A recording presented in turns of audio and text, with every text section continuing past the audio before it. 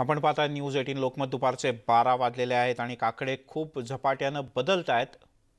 झारखंडमध्ये काँग्रेस आणि झारखंड मुक्ती मोर्चाला आता तरी आघाडी मिळताना दिसते। काँग्रेस आणि झारखंड मुक्ती मोर्चाला 40 ठिकाणी स्पष्ट आघाडी मिळाली आहे आणि यामुळेच भाजपच्या गडाला काँग्रेसकडून सुरुंग लावण्यात आला आहे। 81 च्या विधानसभेमध्ये 41 हा बहुमताचा आकडा आहे आणि काँग्रेस झारखंड मुक्ती मोर्चाला आतापर्यंत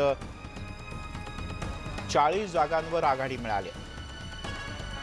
पुढचा काही काळ जर का ही आघाडी कायम राहिली किंवा काँग्रेसच्या झारखंड मुक्ती मोर्चाच्या जागा वाढल्या तर भाजपच्या हातातून हे राज्य जाणार असं स्पष्टपणे म्हणता येऊ शकतं। दरम्यान काँग्रेसचं चित्र झारखंडमधलं अधिक सकारात्मक आणि मोठं होताना दिसताच दिल्लीतल्या काँग्रेसच्या मुख्यालयाच्या बाहेर झारखंडमधल्या कार्यकर्त्यांनी फटाके फोडले, घोषणाबाजी केली आणि मिठाई सुद्धा वाटली। महाराष्ट्रानंतर झारखंड हे भाजपच्या हातून आता निसटतंय असं दिसतंय।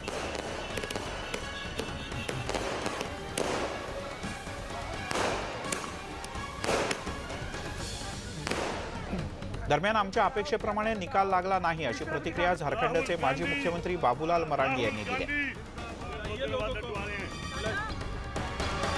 हमने जो उम्मीद की थी उस उम्मीद के अनुरूप परिणाम नहीं है। जब जनता ने जो जनादेश दिया है उसे हम स्वीकार करेंगे और क्या करना है। इससे अधिक तो और कुछ भी लोकतंत्र में आप नहीं कुछ कर सकते। हालांकि हम एग्जिट पोल पर निर्भर नहीं रहते हैं, मगर पहले भी यही हुआ था। हाँ।